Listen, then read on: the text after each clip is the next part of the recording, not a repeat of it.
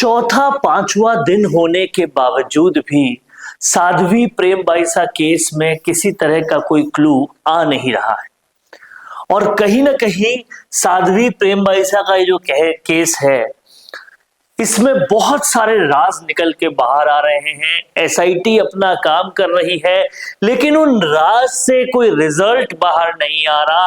हत्यारा अभी भी पकड़ा नहीं जा रहा और कहीं ना कहीं ये जो राज है वो तमाम सारे समर्थकों के होश उड़ा रहे हैं। क्या वो राज है जो सामने आ रहे हैं? क्यों रिजल्ट अभी तक सामने नहीं आ रहा? इस पूरे मुद्दे पर चर्चा इस वीडियो में करने वाले हैं, इसलिए इस वीडियो के आखिर तक आप लोग बने रहिएगा। साध्वी प्रेमबाईसा को क्या जहर दिया गया था? कौन से राज कहां कहां से बाहर आए हैं? इन सब मुद्दों पर आज इस वीडियो में हम बात करने वाले हैं। देखिए, सबसे पहले जो समझने वाली बात है वो ये है कि साध्वी प्रेमबाईसा की मौत जो है वो नॉर्मल मौत नहीं थी। इस बात को हम सब लोगों को समझ लेना चाहिए, क्योंकि जो जो सारे सर्कमस्टेंसेस हुए, जो जो सारे हालात हुए, वो सामान्य हालात बिल्कुल भी नहीं थे। तो ये मौत पूरी तरह से मिस्ट्री बनी है। सबसे पहली बात, मौत से पहले ही उनके नाखून नीले पड़ गए थे और ये बात उनके सेवादार समेत और लोगों ने जो वहां पे थे एक्सेप्ट की है। दूसरी बात, जब इस बारे में डॉक्टरों से पूछा गया तो उन्होंने बताया कि ऐसा ऑक्सीजन की कमी या फिर जहर से ही संभव होता है। तो ऑक्सीजन की कमी यानी कि तकिए से मुंह दबाना या हाथ से सांस को रोकना होता है, और अगर जहर दिया है तो वो दूसरी सर्कमस्टेंसेस बनती है।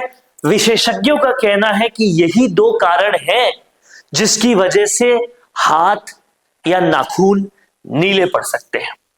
इसी के साथ साथ अब जांच उनकी यात्राओं पर, संपत्ति के दस्तावेजों पर भी हो रही है, जिनको एसआईटी पूरी तरह से खंगाल रही है।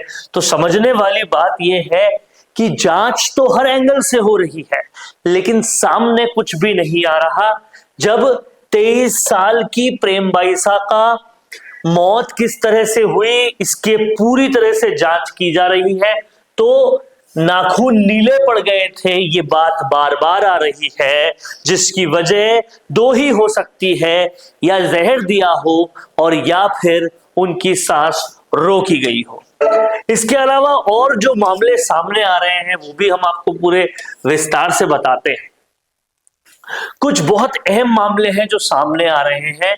जब सेवादार साध्वी प्रेमबाईसा के सेवादार सुरेश से चर्चा की गई, बात की गई, तो उनका कहना था कि 27 जनवरी की रात को अजमेर से जोधपुर में पाल रोड आरती नगर स्थित आश्रम में साध्वी प्रेमबाईसा आई थी।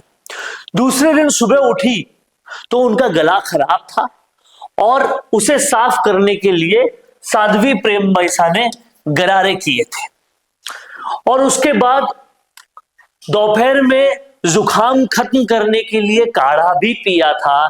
शाम को करीब 5 बजे उनके सेवादार, ये जो इस तस्वीर में दिख रहे हैं, ये सेवादार सुरेश को फोन करके कहा था कि किसी डॉक्टर को बुलाओ,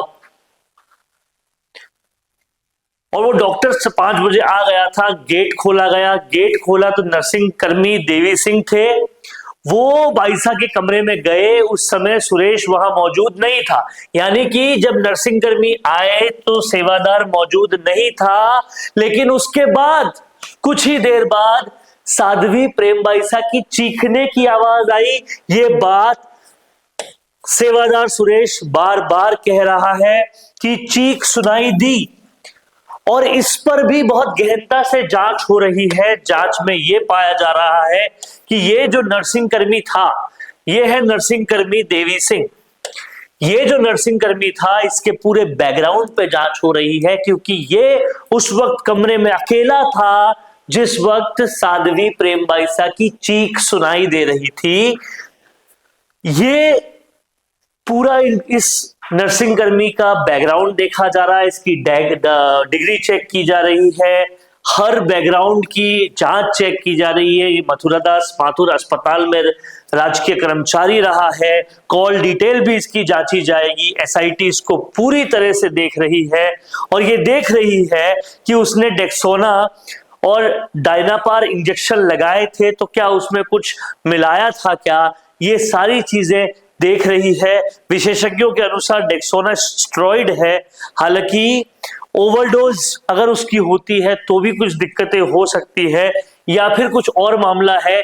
इस पर देवी सिंह नर्सिंग कर्मी की जांच भी की जाएगी। लेकिन सवाल एक सामने आ रहा है कि सेवादार सुरेश जब बाहर था, कमरे में केवल नर्सिंग कर्मी था, तो चीख क्यों सुनाई दी।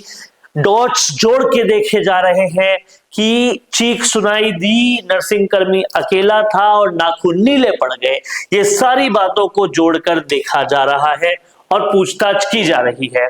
इसके अलावा साध्वी प्रेमबाईसा के केस में सोशल मीडिया पर जो उनको ट्रोल कर रहे हैं उन सबको भी रडार पे लिया जा रहा है। 40 से ज्यादा संदिग्ध को हिरासत में लेकर उनसे भी पूछताछ की जा रही है। लगातार जो है ये मिस्ट्री जो है सॉल्व करने की कोशिश की जा रही है। एसआईटी प्रभारी छवि जो थी उन्होंने साफ साफ बताया है कि सोशल मीडिया के जरिए जो लोग उनको परेशान कर रहे थे उनके भी कौन से प्लेटफॉर्म्स पे कितने अकाउंट है, कौन कौन उसको हैंडल कर रहा है, कितने कितने पोस्ट किए जा रहे हैं, तकनीकी सारे साक्ष्य को लेकर उनसे पूछताछ अब की जा रही है। और कहीं ना कहीं कंपाउंडर ने किस डॉक्टर को की पर्ची को देखकर इंजेक्शन लगाए थे ये भी अब तक पता नहीं चला है। इस पहलू पर भी जांच की जा रही है। पुलिस मेडिकल हिस्ट्री भी खंगाल रही है तमाम सारे लोगों की, और खुद साध्वी की जो मेडिकल हिस्ट्री है वो भी देख रहे हैं कि क्या ऐसी कोई पुरानी बीमारी है या कोई हालिया इलाज हुआ है। ये सारी चीजों पर जांच हो रही है, लेकिन अभी तक किसी किस्म का कोई रिजल्ट सामने नहीं आया है। ये वाकई पूरी चौंकाने वाली बात है। ये था अब तक का साध्वी प्रेमबाईसा के पूरे मामले में अपडेट। आपका क्या कहना है इस पूरे वाकये के बारे में कमेंट बॉक्स में लिखते जाइए। देखते रहिए संवाद, क्योंकि ये संवाद है भारत का, भारत के लिए। नमस्कार। वीडियो चाहिए बिजनेस प्रमोशन का या फिर पर्सनल ब्रांडिंग के लिए, तो अब आपको एक ही जगह मिलेंगे हाईटेक स्टूडियोज, प्रोफेशनल सेटअप और creative team, green screen and sound proof studio, perfect lighting और pro setup, podcast setup, ultra clear audio और multi camera angles, 75 inch touch panel, teaching और एक्सप्लेनर वीडियोस के लिए परफेक्ट।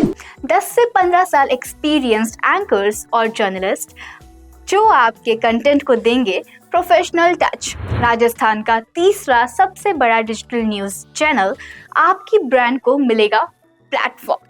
50+ प्रोफेशनल वीडियो मॉडल्स जो आपके project को बनाएंगे ज्यादा इंगेजिंग। हमने